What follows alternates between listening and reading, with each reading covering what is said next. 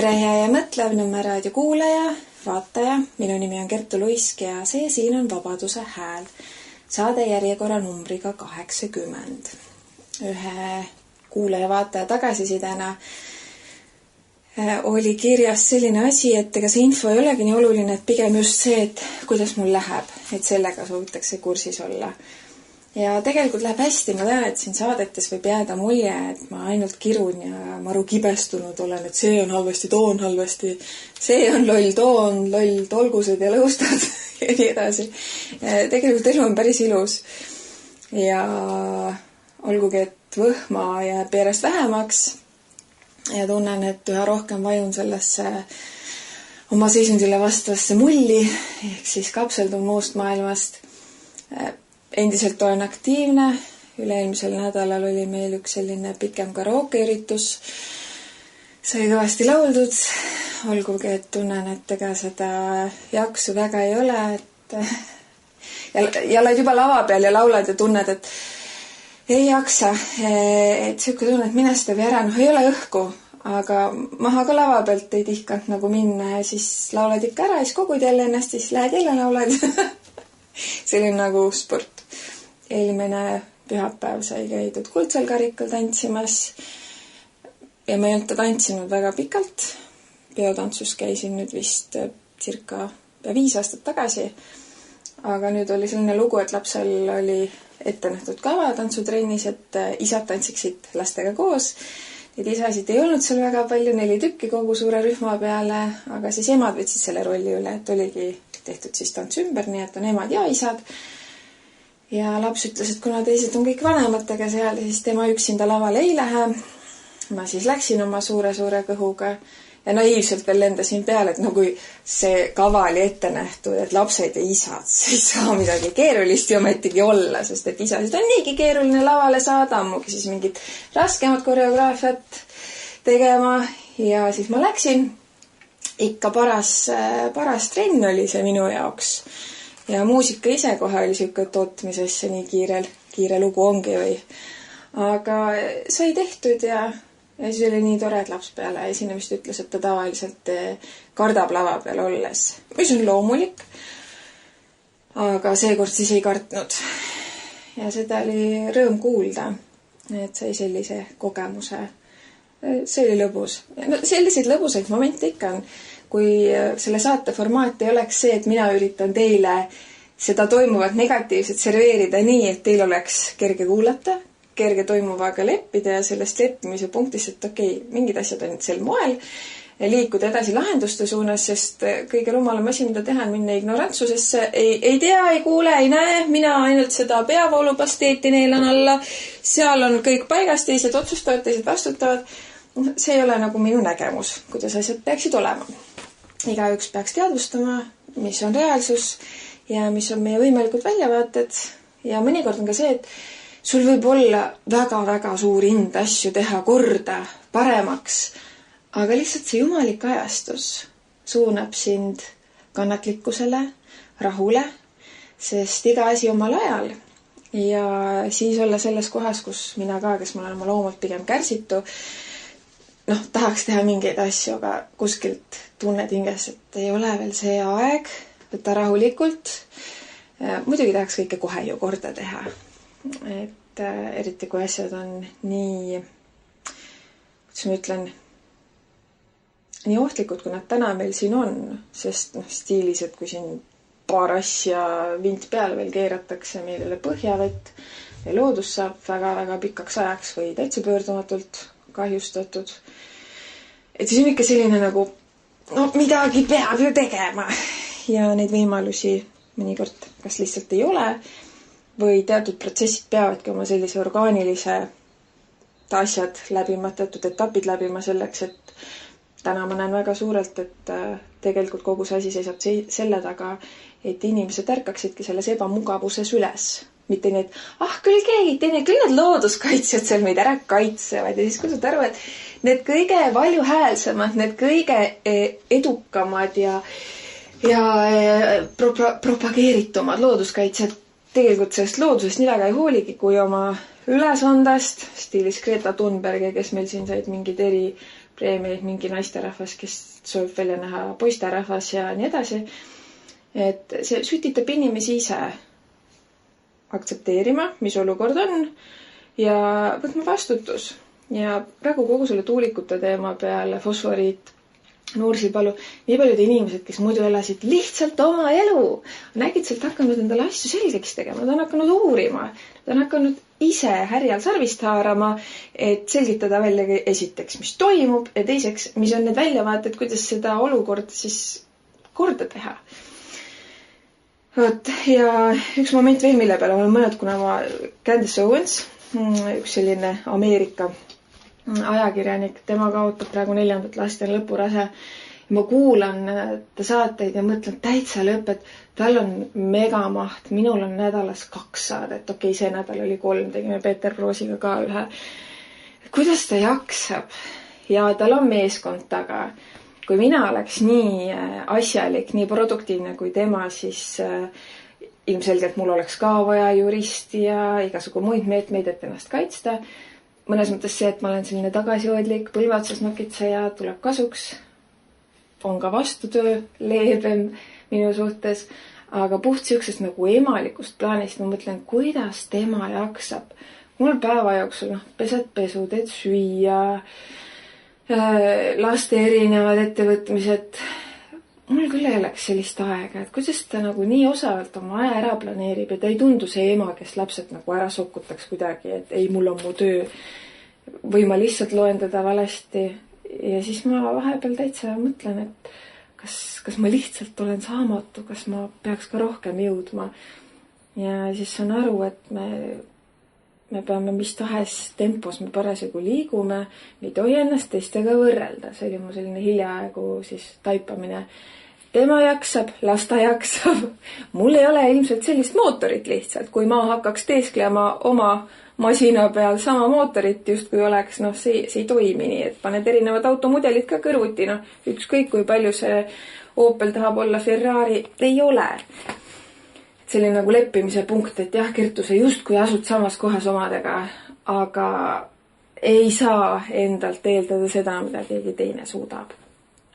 Selline iseendaga leppimise väljakutse väike.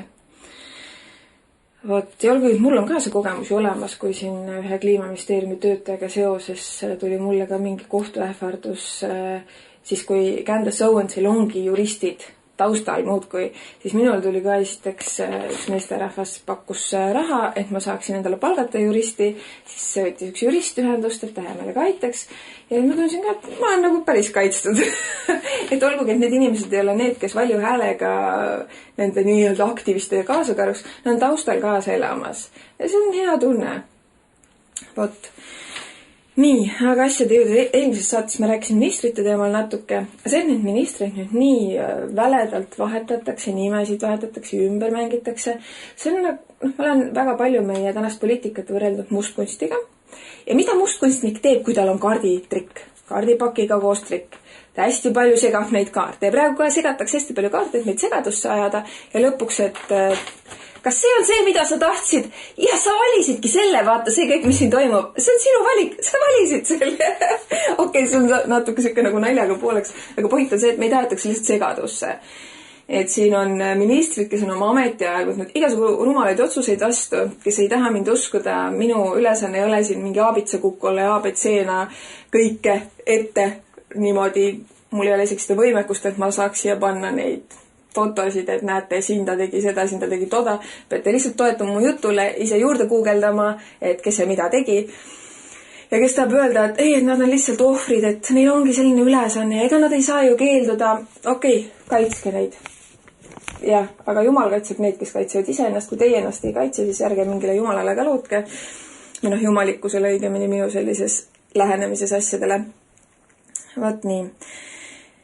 Ja eelmises saates ma lugesin teile ka ette need küsimused, mis ma saatsin ühele ka siis sellisele, see on ka osa nende süsteemist ju.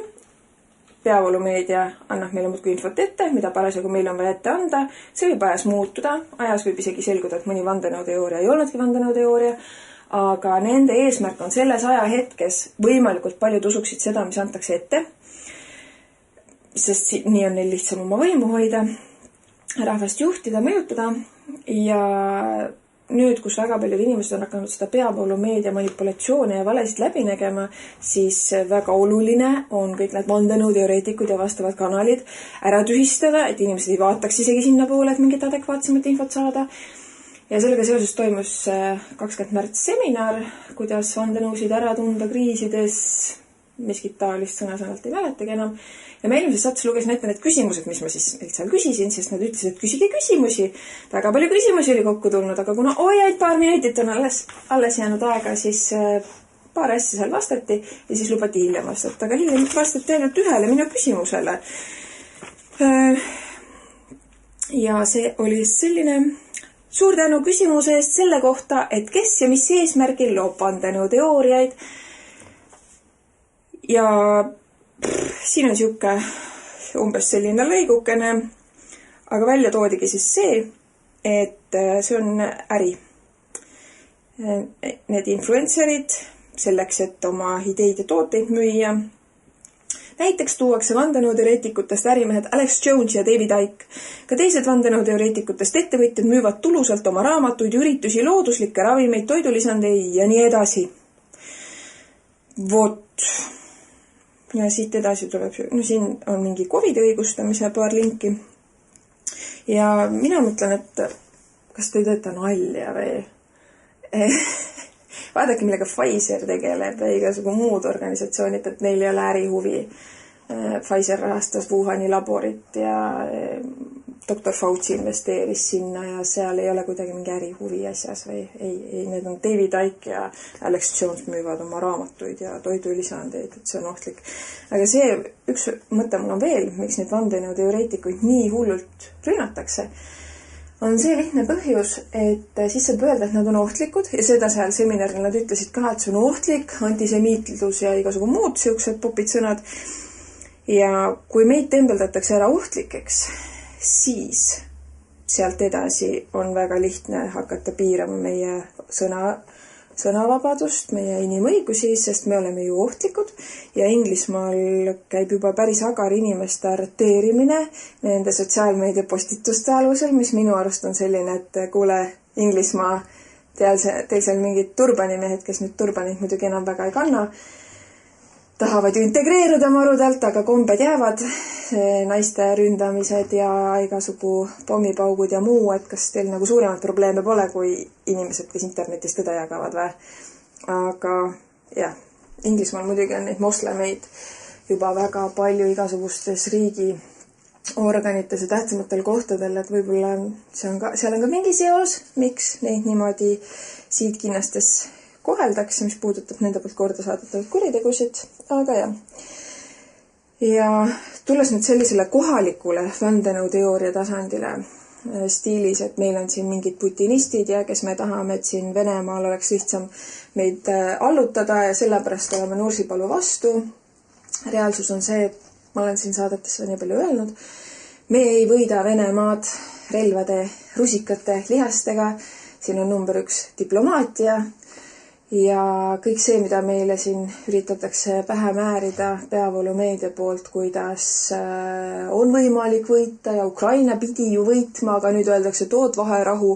Ja ma olen täitsa mitmele postitusele alla kirjutanudki, kus siis maru õilselt need, kes muidu nõudsid võitu, on jah, ikka vaherahu ja vaesekesed ja ikka nii palju on surma saanud. Siis ma olengi küsinud, et oot, aga võit, et kuhu võit jäi? Pidi ju mingi võit tulema. Kuigi jah, minu eesmärk ei ole see, et tuleks see võit, kui ohvriks on need numbrid, ma ei tea isegi, mis see kõige värskemad numbrid on. Nii palju inimesi ära tappa selle nimel, et võita, siuke Fürose lahingu võrdlus tekib, milleks see võit, kes mida võidab, kui kaotajaid on lõpuks väga-väga palju. Ja mulle see tehe ka ei maksa midagi, aga vaadake, kui palju venelasi me sööme ära tappa, ja nii paljude ukrainlaste hinnaga, aga ikkagi venelasi sööme ära tappa.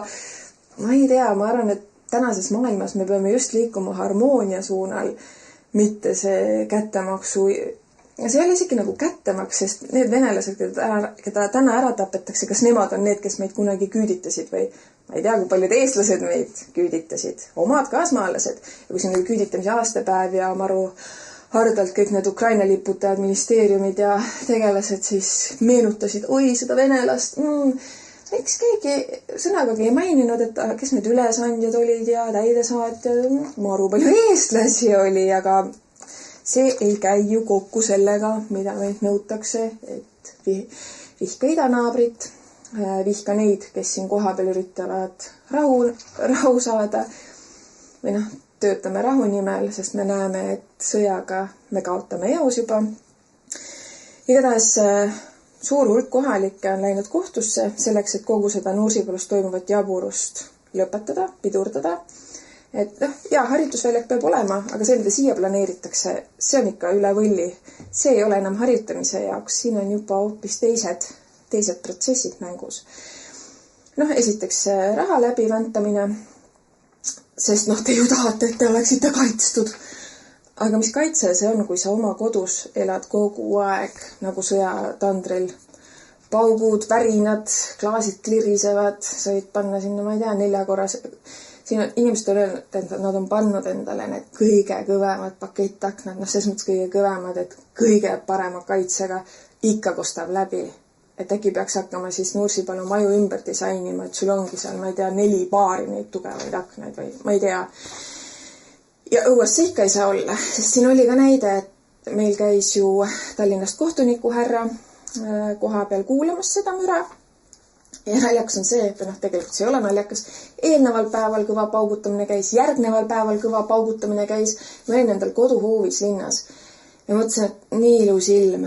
Mulle kostavad need paugud, mis on veel kohalikel, kui nad teavad, et just käis kohtunik kuulamas seda müra ja neile tehti tsirkust seal. Ma loen teile ette Nursipalu Facebooki lehel Nursipalu MTÜ poolt jagatud, MTÜ meie Nursipalu inimeste poolt jagatud infot. 26. märtsil oli ajalooline päev. Kohtunik tuli Nursipalu isiklikult kohale, et kogeda, millist müra Nursipalus tehakse. Päev oli pikalt ette planeeritud.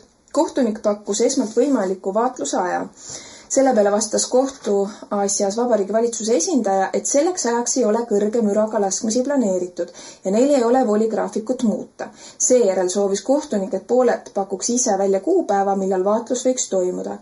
MTÜ ja kaebajate esindajad valisid harjutusvälja kasutamise graafikust kuupäevad, millal oli kõige rohkem erinevatele laskeväljadele planeeritud kõrge müraga laskmisi. Lepiti kokku vaatluse aeg. Kohtunik kohustas läbi viima ka müra mõõtmised ja sinna postituse juurde oli siis lisatud ka ekraanikuva tõmmised harjutusvälja kasutamise graafikust 4. märtsil. Ja 4. märtsil oli siis pildistatud seda graafikut. Kui aga laskmised toimusid, siis selgus, et graafikut on muudetud. Ja lisatud on sinna postituse juurde 25. märtsi kuvatõmmis. Kõrge müraga laskmised olid jäetud vaid ühele laskeväljale. Ja Riigikaitseinvesteeringute Keskuse esindaja Elari Kalmaru siis selgitas, et osadel laskmistel kasutatakse miine, mis ei plahvata maad puudutades ehk ei tee kukkumisel suurt kõmakat. Kuni vaatlusele eelneva õhtuni teadsid osapooled, et laskmisi tuleb kuulama minna hommikul. Päev enne oli teatanud Vabariigi Valitsuse esindaja kohtule, et laskma hakatakse alates kell 12. Käis suur koordineerimine ja kohtunikule seletati, et niisama ei saa lasta, sellele eelneb õppimine ja harjutamine, et pauku tuleb oodata. Kõik ootasid, lõpuks käisid mõned kõmakad, käepärane taskumüra mõõtja näitas 60–70 detsibelli sinna kanti. See pole taadeldud mõõteriist, kuid siiski. Kohale tulnud kohalike hinnangul oli tegemist pigem keskpäraste mütsatustega, ei miskit erilist. Mina ka linnas kuulatasin ja oli siuke paar haledat jõmakat, täitsa siuke, et kui ma ei oleks teadnud kuulata, ma võib-olla ei olekski kuulnud. Teine vaatluskoht oli Võrus, kus tuli jälle pikalt oodata, kuni käis harjutamine. Pidevalt teatati raadiosaatja teel, et läheb veel aega. Lõpuks öeldi, et üks tankitõrje pauk käis ära ja tulevad veel miinipildu ja lasud. Mütsatused kadusid seekord pigem liiklusmürasse. Eks iga osaline tegi neist näidis laskmistest omad järeldused. Ja selge on ju see, et ei oska ettegi kujutada, milline müra hakkaks olema, kui kasutusele võetaks kõu ja javelin ja muud sellised, mis on praegustest relvadest oluliselt mürarikkamad. Need viimaseid ju Nursipalus veel lasta ei tohi. Minul on tunne, et need on juba lastud. seesama kogemus, mis mul oli, kuidas 2 korda maja värises ja mulle tuli kõne, et nad tegid neid kõvemaid pauke.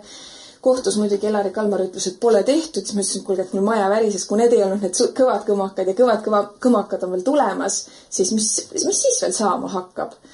Et siis juba maja laguneb silme all ju, sest praegu juba värises ja need ei olnud väidetavalt need kõvad kõmakad ja paar kohalikku ütlesid mulle, et nad nägid, kui neid relvi, mida praegu ei ole lubatud veel sinna viia, sinna viidi ja ilmselt ka nendest pauku tehti. Ja 27. märtsi Lõuna-Eesti Postimees kirjutas sellest ka artikli.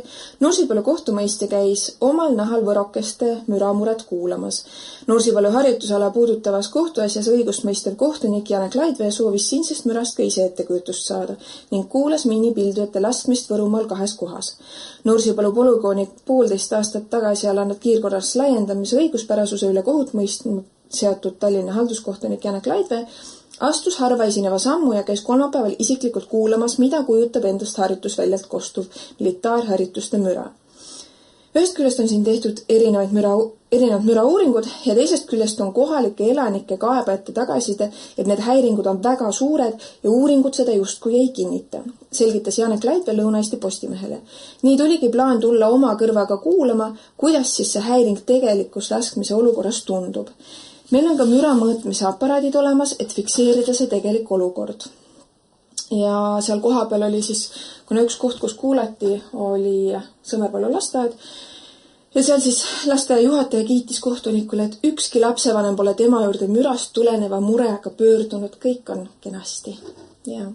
Aga ometigi on juhtumid, kus lapsed on seal lõunaunest üles ärganud, äkilise ehmatuse peale seoses müraga, aga kuna juhataja ei ole loll, ta teab, et kohalikud omavalitsused on seotud toimuvaga ja siis ta ei saa ju ennast tanki panna selles mõttes, et kui sa räägid, et tegelikult on jama ja omavalitsus on raha vastu võtnud, lasteaed, koolid, need juhid on paika pandud poliitilistel kaalutlustel, et nemad teostaksid seda, mida siis see kohalik võim nõuab ja see kohalik võim ei ole mingi ise peaga mõtlev organ, see on juhitud tsentrist ja siis Eesti elu meil teatud suunas käibki. Ja see on päris masendav, MTÜ on neid sellise vaeva, et kõik see asi ära organiseerida, see, et tehakse mingi tsirkus ja kohtunikule ja kaaskonnale ei saa näidata, mis siin tegelikult toimub. Okei, ma ei saa üllatust teeselda, sest kuidas neid asju siin on aetud, aetaksid jalatult, mis siin ikka. Vot, ja mis eriti nõme on see, et kui siin oli juhtum, et sõdurid harjutasid linnas inimeste hoovides, nad isegi ei hoiatanud ette, et nad tulevad sinna täristama. Inimesed, kes on siin mitu aastat elanud, kui reaalses sõjahirmus kohe tuleb. Vanemad inimesed, kellel ongi juba niisama vanusest tingituna terviseprobleemid, sa oledki näiteks südamehaige ja äkitselt hakkab mingi kõmmutamine sul koduhoovis.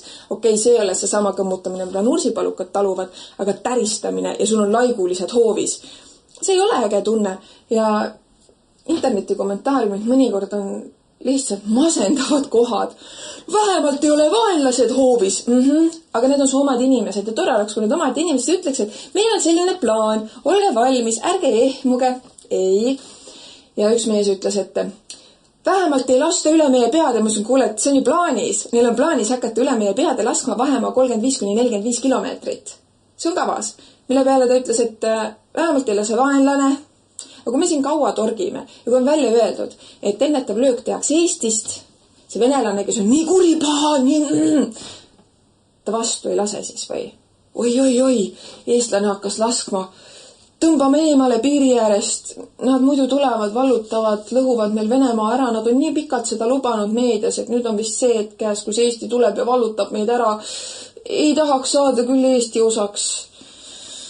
Ma ei kujuta ette, millega inimesed mõtlevad või nad lihtsalt ei mõtlegi. Ja ma arvan, et see selline võte, et sa ei hoiata inimesi ette, lihtsalt tuled hoovi paugutama, see nagu psühholoogiline allutamine. Ja ma tean, et need mundrites on ju meie omad isad, vennad, pojad, aga kas või see, kuidas praegu valmistutakse massirahutusteks oma rahva vastu. Ehk siis, ma vaatan, kus mul see tekst on.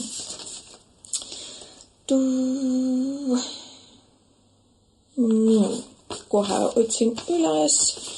Siin oli valmistutakse kriisiks. Sel nädalal saavad 100 sõjaväepolitsei vahipataljoni ajateenistuse läbinud Kaitseväe reservväelased kutse juunis korraldatavale nädalapikkusele õppekogunemisele. Kaitseväe ning Politsei- ja Piirivalveameti läbiviidava täiendõppe läbimise järel arvatakse nad politsei kriisiüksusesse, kelle ülesanne on toetada korrakaitseid siseriiklike kriisiolukordade lahendamisel. Ja valmistutakse riiki kaitsma rahva eest. See on minu selline subjektiivne, objektiivsetele faktidele otsa vaatav hinnang. Et kõik need laibakotid, veekahurid, käerauad, väljaõpped, see on lihtsalt, et mingi hetk meil peab ju villand saama sellest, mis toimub. Ja siis peab valmis olema. Ja kes te siin olite jälginud seda, et 4 USA sõdurit said surma Leedus, kui tank vajus suhu. Mul ei ole seda tunnet, et parast eile. Sest need on inimesed, nad on nõrgemad inimesed, rumalamad inimesed, kes nendes mängudes osalevad. Niisamuti mul ei ole ukrainlaste suhtes seda tunnet, et mingit nagu kättemaksu tunnet, et tulete siia ja võtate meie sotsiaaltoetused ära, meil on selle võrra halvem. Mul on mõnes mõttes hea meel, et paljud ukrainlased sealt ära põgenesid, sest kui ma näen neid videosid, kuidas ukrainlasi tõmmatakse tänavalt kaubikutesse, autodesse, bussidesse, kõige võikam minu jaoks on see, kui lapsed on mängus, stiiliselt väike poiss näeb pealt, kuidas ta isa ära viiakse, kuidas isa veetakse ära nii, et lapse käru, kus lapse käib sinna tänava peale. Te võite öelda, et see on Vene propaganda. Hää küll, teie maailm. Reaalsus on see, et ukrainlased ise ka on väga häiritud toimuvast ilmselgelt. Te oleks ka, kui teie ümbruses sellised asjad aset leiaks. Ja need, kes on sealt minema pääsenud, siis neil on õnn ja võimalus jääda ellu. Mis mind selle juures häirib, on see, et see, kuidas neid siin koha peal poputatakse, see on osa sellest agendast, et me olemegi siuke kultuuride ja rahvaste sulatuskatel, et meie juured läbi lõigata. Aga nüüd inimeste tasandil, need Ukraina mehed, kes meil siin on, need on päästetud. Ja olgugi, et siin on ka neid, kes on rahupiirkonnast siia põgenenud. Okei, mina nendel vahet teha ei suuda, aga lihtsalt see mõte, et mina ka ei tahaks, et minu lähedastest keegi satuks niimoodi sunniviisiliselt kuskile rindele, kus ta isegi võitlema maa ja rahva eest. Sest see sõda seal ei ole see ju, mida meile räägitakse. See ei ole Ukraina versus Venemaa. Vot nii. Ja see, et nende sõduritega nii seal Leedus läks, ma arvan, et see on osa ülbusest. Ja see, kuidas alguses öelda, et jaa, et on surnud, siis öelda, et ei, me ei saa öelda, et nad on surnud. Ja siis tuli välja, et nad on ikka surnud. Siis seda sood ei olnud kaardile märgitud ja sama artikli siis öeldakse, et tegelikult ikka oli küll. See ülbus, mida juurutatakse nendesse inimestesse, nii ukrainlased kui need liitlasväelased, sellel ongi lõpuks omad viljad, midagi pole teha. Et kui need mehed oleks olnud sellised alalhoidlikumad, taibukamad, aga see selline arrogants, üleolek, see mingi hetk maksab kätte. Ja muidugi mul on kahju.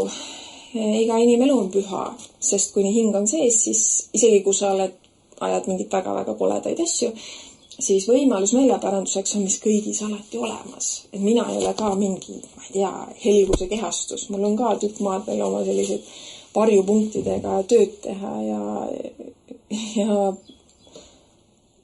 ja mis ei ole väga meeldiv, aga mis on vajalik. See on osa inimeseks olemisest oma sellest kestast välja kasvamiseks, et kasvada järjest suuremaks ja suuremaks oma potentsiaalile lähemale. Aga okei, ma lähen muidu väga hõljuma ära oma jutuga. Ja see, kuidas neid siis poputatakse, neid liitlasväelasi selle jaoks, et kogu seda äri soodustada, see on täiesti ajuvaba. Meil on siin maakoolis, kus mul laps käib, seal on mitme bussiliiniga seoses olnud, et kui kempled, et äkki saaks selle liini panna liikuma või et äkki see liin saaks tulles teha väikse sissepõike, et need lapsed, kes tulevad, nad ei peaks kõndima seal üle, seal on vist on 3-realine tolle koha pealt, süke maantee koht, kus on siis ristmik, et need lapsukesed ei peaks sealt minema üle maantee, kus ei ole sebrasid 10 kilomeetrite kaupa, vaid et see buss teeb väikse sissepõike, ei saa, pole võimalik. Ja siis pannakse, nüüd 1. aprillist pandi, hakkas sõitma siia Džungelmaale ehk Reedo Kämpi, USA baasi ja Võru kesklinna vahet hakkas sõitma bussiliin number 100. Jah, et need militaarturistid saaksid siis mugavamalt liikuda. peaks täitsa huvi pärast sõitma seda liini, vaatama, palju neid siis tuleb sinna bussiga sõitma, kui neil on nii palju raha, et nad sõidavad taksodega. No, milleks see liin tööle pandi, mina aru ei saa. Aga ju siis oli vaja mingi selline ilus žest jälle teha, et näidata, millised erilised tallalakkujad me oleme. Ja siis räägitakse, et oi, raha selleks ei ole ja tolleks ei ole ja siis Põlva saab Kagu-Eesti kauneima vallamaja. Põlva valla uuest administratiivhoonest saab siinpool Emajõge kauneima omavalitsushoone 3,4 miljonit eurot. Ja see selline valikuna, raha üldse ei ole, meil on väga hästi, raha üldse ei ole, meil on väga hästi, see on täiesti skisofreeniline, et leppige siis kokku, et kas me peame kokku hoidma igalt poolt, nii et oleks mõistlik, et me tuleks sellest majanduslikust mustast august välja, mis tundub üsna lootusetu, aga proovida ju võiks, või siis pangegi täiskäigul maakoolidele täiega rahad peale, linnakoolidele, lasteaedule nii palju rahasid peale, et rühmad ja klassid oleksid inimlikus suuruses, õpetajatele palka juurde. Pange siis igale poole täiega seda raha, kui teil juba nii suva on. Aga ei, mõne koha pealt saab laristada, teise koha pealt ei saa. Ja miks ehituses niimoodi laristatakse? Ehitus on see valdkond, kus on väga lihtne raha kõrvale kantida. Lihtsalt niimoodi avaldan oma arvamust. Ja siis nüüd lõpuks majandus.postimees.ee ütles ära, või õigemini vahendas Rail Balticu tegevjuhi öeldud, see projekt pole rahaliselt tasuv ega hakka kunagi olemagi. Ega hakka kunagi olema. Mida rahvas on muudkui rääkinud, milleks, kellele me maksame seda kinni, kõik see looduskahju, kodude rüvetamine, looduse rüvetamine. Väidetavalt pidis Eestisse siukse õnne õuele tooma, aga tegelikult ei ole rahaliselt siin mitte midagi oodata. Ja mis see muu siis on, mis peaks... rahaliselt ei ole hea, aga oota selles teises plaanis, mis kuramuse teises plaanis, kui me ennast nii vaeseks tõmbame, kellel on aega reisida? Või see ongi siis see liin, millega eestlased hakkavad mugavamalt Hispaaniasse põgenema või... Vot, praegu tekkis siuke paralleel, et äkki see ongi see mingi küüditamisprojekt, et meil... muidu Siberisse viidi krongiga, aga nüüd on lihtsalt elu edasi läinud ja võiks nagu mugavam olla see sõit. Ma ei tea. Ja Võrumaa Teatajas oli artikkel, mis siis õpetas, kuidas 1300 eurose sissetuleku juures raha kõrvale panna. Kui paljud tänased eestlased teenivad 1300 eurot. Ja kui sul on siis eluase maksta stiilis, sa elad sellises vanemapoolses korteris, nagu me üldjuhul siin elame, inimesed, kes elavad korterites, ja sul on seal mingi KredExi suur projekt peale pandud, et su maja oleks ikkagi õige energiaklassiga, iga kuu maksad paar sotti veel otsa lisaks oma tavapärastele kuludele, näiteks seal võib olla juures ka üürikulu. Mis iganes kõik need arvutused kokku, mis sul sealt üle jääb? Poes tahaks ka käia, poes hinnad muudkui tõusevad ja see on mingid täiesti sellised, nagu loed seda artiklit ja mõtled, et kas te nagu mõnitate inimesi või kõik need asjad, mida seal oli välja toodud, kas ikka on uut telefoni vaja ja inimesed, kellel on juba väga-väga raske, nad isegi ei unista uuest telefonist, nad palvetavad, et see vana pann ikka vastu peaks. Et see kuidagi, Eestis on inimesi, kellel läheb väga hästi, mul on nende üle hea meel. Aga on ka need inimesed, kes ei taha ninast verd välja töötada, kes tahaksid elada, tunda elust ka rõõmu, mitte nii, et sa töötad mitmel töökohal. Muidugi Luisa Värk ütles, et see on Eestis normaalne, et inimesel ongi mitu töökohta. Ma ei tea, mitu tundi ööpäevast tema tööd teeb, tema isiklik asi. Et see kuidagi, mina olen selle poolt, et need inimesed, kes ei taha ogaraks rabada, et neil oleks, ma ei tea, kunstküüned ja fansid, mis iganes asjad, et neil oleks ka võimalik elada, tunda elust rõõmu, täiskasvanuna ennast täiendada mingites stiilis, et mul ei ole ka, ma tea, ripsmeid, kunstküüsi, mis iganes, ma lihtsalt ei näe mõtet sellistele asjadele kulutada. Aga ma kulutan enda peale ikkagi, kui ma tunnen, et on vaja, ma käin massaažis, osteopaadi juures, laulutundides ja nii edasi. See ongi nagu iseenda sellise heaolu, hea tunde tagamine, mis ma arvan, et on elu oluline osa. Ja mõelda nende inimeste peale, kellel ongi ainult see kohustuste laviin. Ma ei taha haletseda, need on lõpuks iga ühe enda otsused, aga ma näen, et meil on puht ressursside poolest võimalus pakkuda inimestele paremat elu kui see, mida täna meile võimaldatakse, aga see inimeste kitsikuses hoidmine ja oravana rattas rabada laskmine, see on ju osa sellest, et meil oleks aega mõelda, jälgida, iseendas mingit tugevat pinnast luua, ennast arendada. See on osa lihtsalt sellest, et inimesed oleksid nõrgad ja kergemini mõjutatavad. Ja siis oli selline pealkiri ka. Eestlase halb tuju pärsib majanduskasvu. Mis siis eestlaste meele nii mõruks teeb? Kui vaadata objektiivseid näitajaid nagu tööhõive ja palgakasv, siis ei ole kurtmiseks justkui põhjust. Aga siis minusugused hädaldajad, need siis krutivad inimesi hädaldama ja siis ongi halvasti. No ma ei tea, vahest on selline tunne, et kas need, kes kirjutavad seda soga kokku, kas neil on midagi viga või siis neil ongi selline kiiksuga huumorimeel, ma ei tea. Et katsuge ka neid idiotism, ma ei teagi, mis see žanr on. Mitte neid kirjutisi väga tõsiselt võtta. Asi ei ole nendes inimestes, kes üritavad normaalset elu elada. Asi on nendes inimestes, kes on valmis olema sellised prostituudid, kes sükest jura inimestele pähe määrivad. Just kui, ma ei hakka ütlema. Aga jälgi on maigu nii palju kuluna, et ma ei siovaki kõik ära kõnelda, mis ma tahtsin. Aga siis ma jättagi järgmises saates ja päris asja lieva välja. Mul on isegi päris kahju. Ma tahan saadet väga pikas saia. Kevä ja ilma oma vailosa ja on säänne aikon tulee väga palju välän olla, võttada päeva jõudu hindahe ja nagu tästä talveunust naada üles häränema. Ja ma loodan, et tämän saaten oli midagi tiiaos. Ma loodan, et ma liiga palju ees hädälda. Tuu jo muutus mi majandus nii halvasta, kui mi hädäldäni pead kõige õnne kitme, kui hästi kõik on. Ja päriselt on väga palju asju, mis on oma hästi.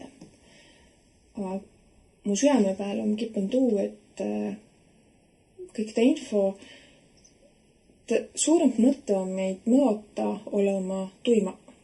Esiki, kui sa kaed televiisorist mõelsidki uudisid, siis peasi sinna nagu kaasa mõtlema pandma, sest ta programm on õpva nii säätu.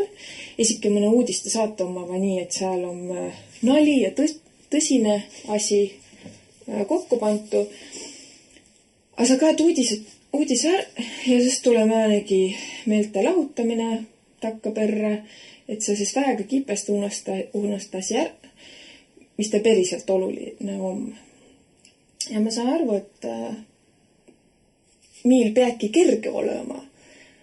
Aga kui sa pead kerge meele ja esi hindale võsma, siis too oli õige.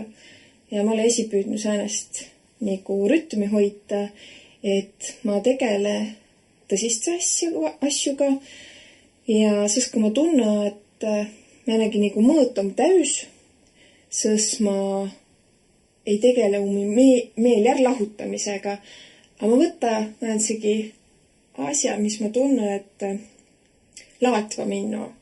Mitte nii, et ma kaen mõndsidki ullusi, mingi maskisaatit või säänsit asju, aga kulla näituses säänest muusikat, mis ma tunnen, et vii minno esi hindaga parempahe kotusehe või ma lähe kohegi jaluta või ole latsiga koon, sest latsi oma väga puhtana ja oppase meid olema nagu esi hinda autentsen olemisen.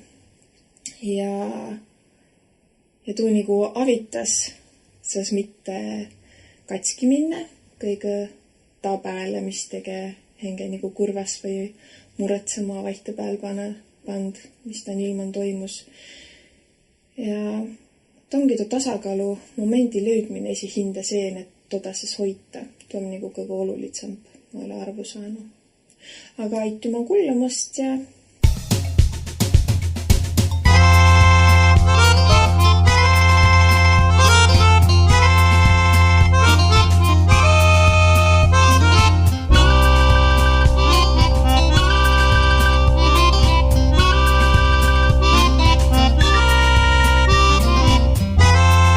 saade on salvestatud 2025. aastal.